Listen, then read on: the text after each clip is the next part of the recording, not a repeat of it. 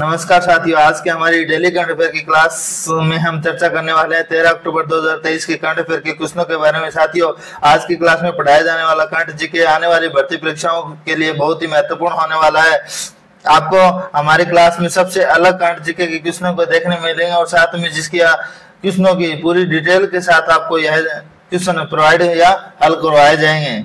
साथियों, आज की हमारी करंट अफेयर की क्लास बहुत ही महत्वपूर्ण होने वाली है। वीडियो के अंत तक बने रहिए और साथियों, आपको इस वीडियो का पीडीएफ लिंक डिस्क्रिप्शन बॉक्स में मिल जाएगा, वहां से आप इस वीडियो को पीडीएफ को डाउनलोड कर सकते हैं। चलिए दोस्तों, स्टार्ट करते हैं हमारी आज की क्लास, जिसमें हमारा पहला क्वेश्चन के बारे में हम चर्चा करने वाले हैं। चलिए दोस्तों, पढ़ते हैं हमारा पहला क्वेश्चन। पहला हमारा क्वेश्चन है, हाल ही में कौन सा राज्य पहली बार वर्ष 2023 के लिए राष्ट्रीय खेलों की मेजबानी करेगा? ऑप्शन की बात कर लेते हैं तो हमारा पहला ऑप्शन है नई दिल्ली, दूसरा हमारा ऑप्शन है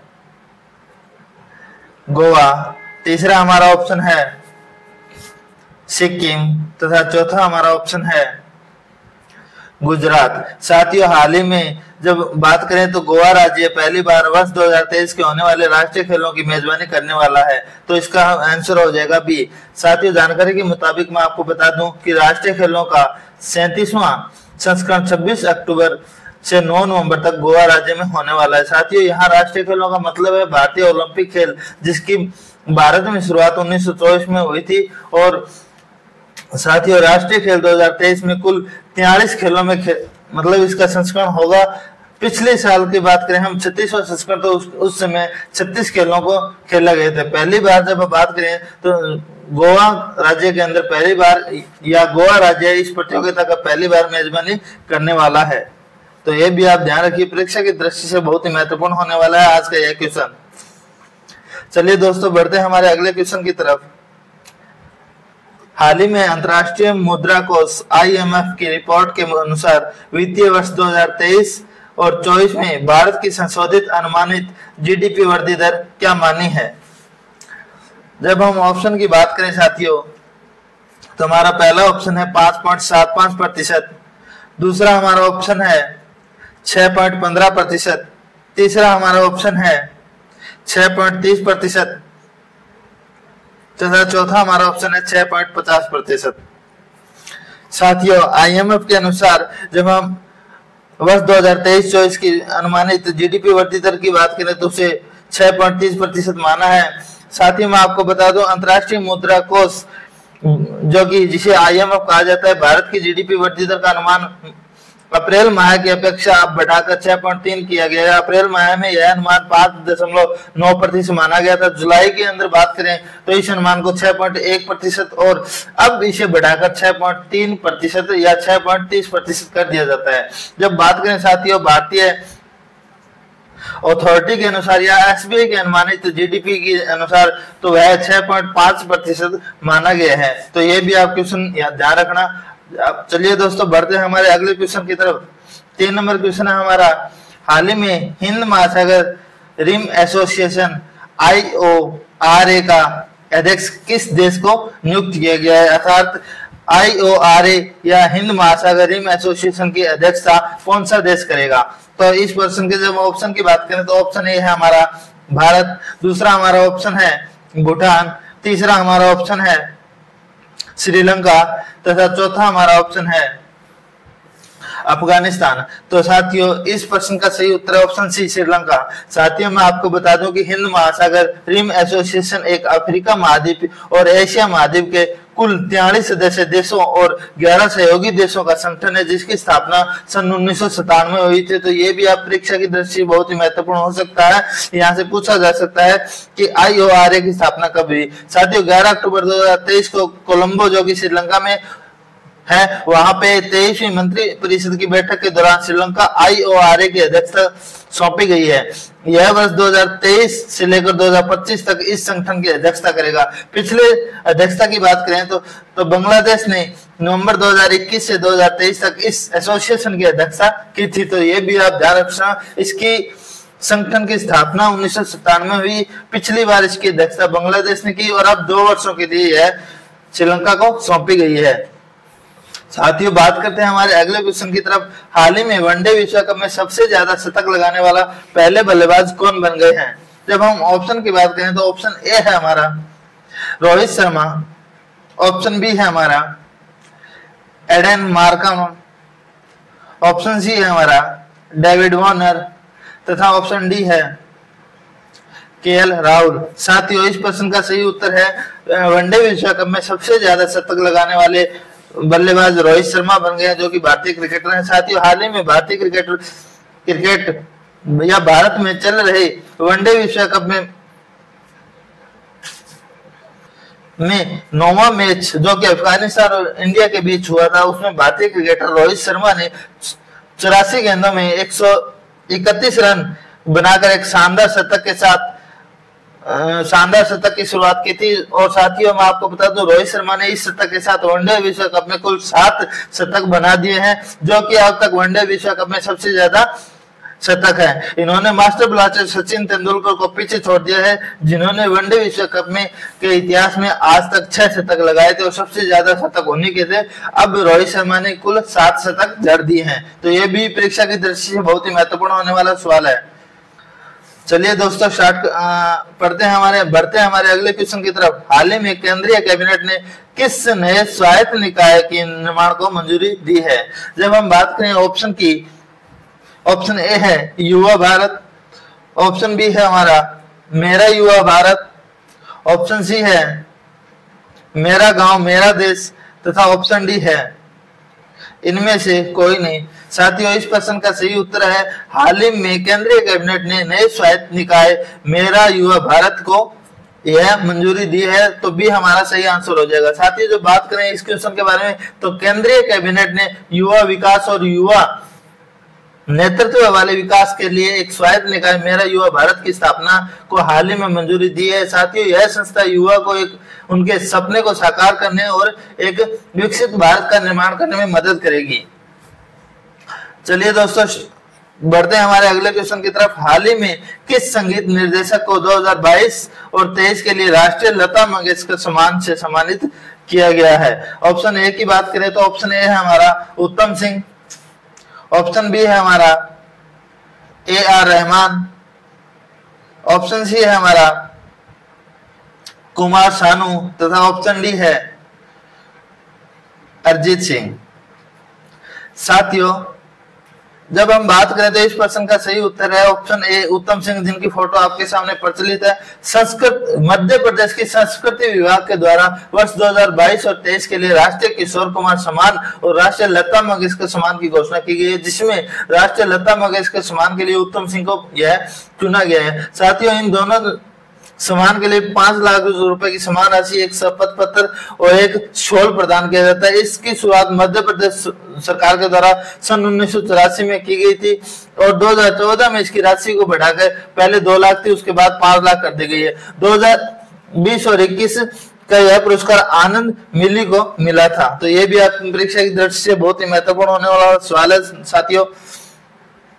चलिए हम बढ़ते हैं हमारे अगले क्वेश्चन की तरफ। क्वेश्चन नंबर 7 है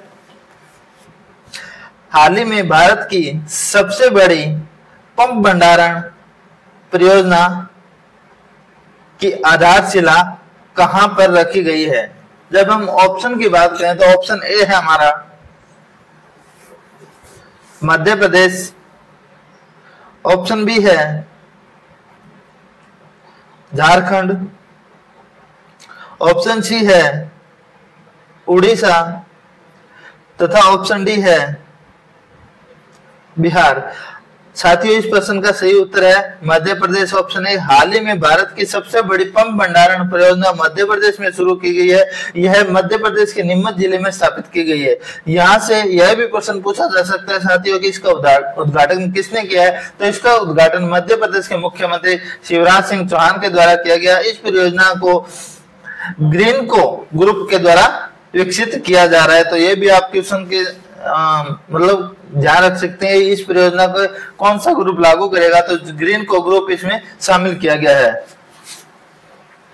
अगला हमारा क्वेश्चन है साथियों प्रोजेक्ट उद्भव हाल ही में किसके द्वारा शुरू किया गया है? ऑप्शन ए भारतीय सेना, option B ISRO, option C DRDO तथा ऑप्शन डी है हमारा उपयुक्त सभी। साथियों, इस प्रश्न का सही उत्तर है ऑप्शन है भारतीय सेना। हाल ही में भारतीय सेना ने United service institute of India USA के साथ साझेदारी में प्रोजेक्ट उद्भव को जारी किया गया है।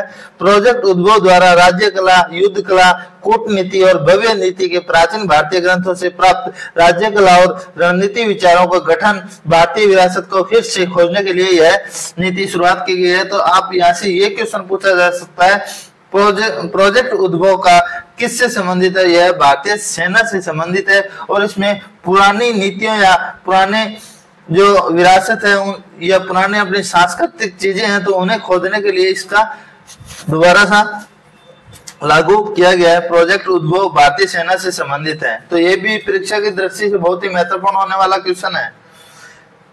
चलिए दोस्तों बढ़ते हैं हमारे आज के 9वें क्वेश्चन की तरफ।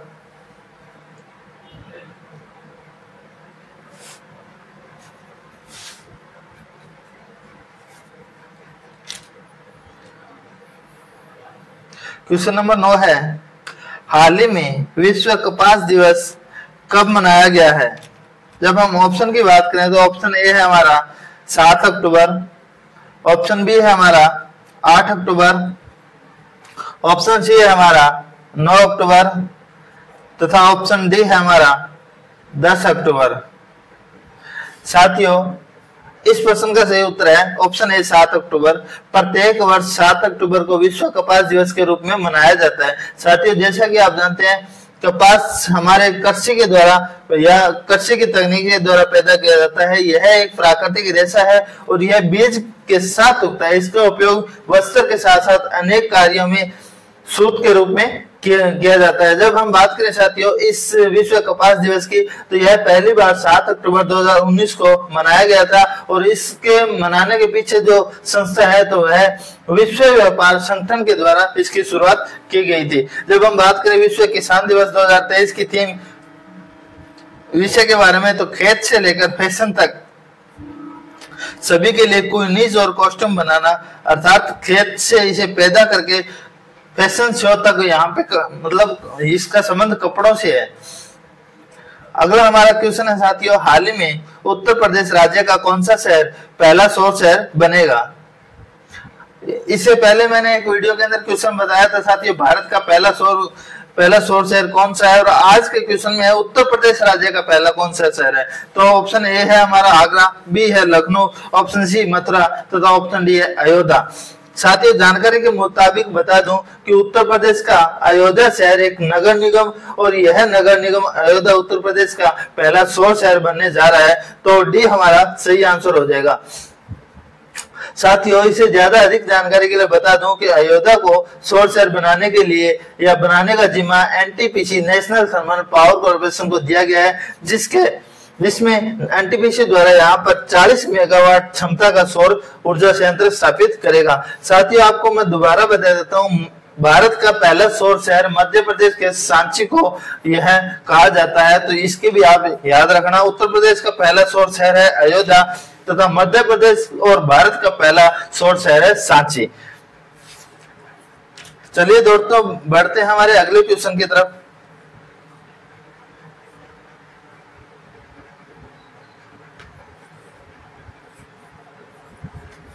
क्वेश्चन नंबर 11 है, हाल ही में 25वें राष्ट्रीय किशोर कुमार सम्मान 2022 और 23 के लिए किस अभिनेता को सम्मानित किया गया है? जब हम बात करें ऑप्शन की तो ऑप्शन ए है हमारा मिथुन, ऑप्शन बी है धर्मेंद्र, ऑप्शन सी है अजय देवगन तथा ऑप्शन डी है हमारा अक्षय कुमार। इस प्रश्न का सही उत्तर है साथियों राष्ट्रीय किशोर कुमार सम्मान के लिए धर्मेंद्र को चुना गया है।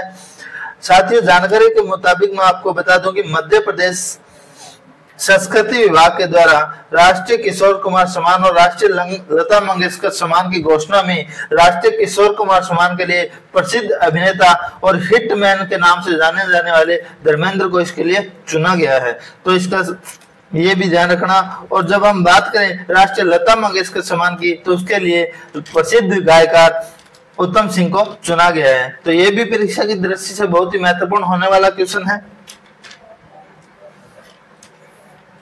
अगला और आज की सीरीज का हमारा अंतिम प्रश्न है साथियों, R21 मैट्रिक्स जिसे हाल ही में मंजूरी दी गई है, यह किस बीमारी के खिलाफ एक टीका या वैक्सीन है? Option A TB, option B है मलेरिया, ऑप्शन सी है खुजली तथा ऑप्शन डी है कैंसर। साथियों, R21 मैट्रिक्स एक वैक्सीन है जो कि मलेरिया से संबंधित है। जानकारी के मुताबिक मैं बता दूं साथियों कि हाल ही में WHO द्वारा, ऑक्सफोर्ड यूनिवर्सिटी और सीरम इंस्टीट्यूट ऑफ इंडिया के द्वारा दोनों ने मिलकर R21 मैट्रिक्स जो कि मलेरिया रोग के लिए एक वैक्सीन या टीका है, या मलेरिया रोग के खिलाफ एक टीकाकरण का निर्माण किया है। साथियों, मलेरिया रोग परजीवी संक्रमित मादा एनाफिलीज मच्छर की काटने से फैलता है, जो कि एक जानलेवा बीमारी है। साथियों, मलेरिया रोग के लिए WHO की वैश्विक रणनीति की बात करें तो इसकी रणनीति यह है कि वर्ष 2030 तक मलेरिया के मामलों को 90% कम करना है। तो यह भी परीक्षा की दृष्टि से बहुत ही महत्वपूर्ण होने वाला क्वेश्चन है। तो आज की क्लास जिसमें हमने करंट अफेयर से संबंधित 12 महत्वपूर्ण क्वेश्चनों के बारे में पढ़ा है। तो अगर आपको मेरी यह वीडियो अच्छी लगे तो मेरी वीडियो को लाइक और शेयर जरूर करें साथियों।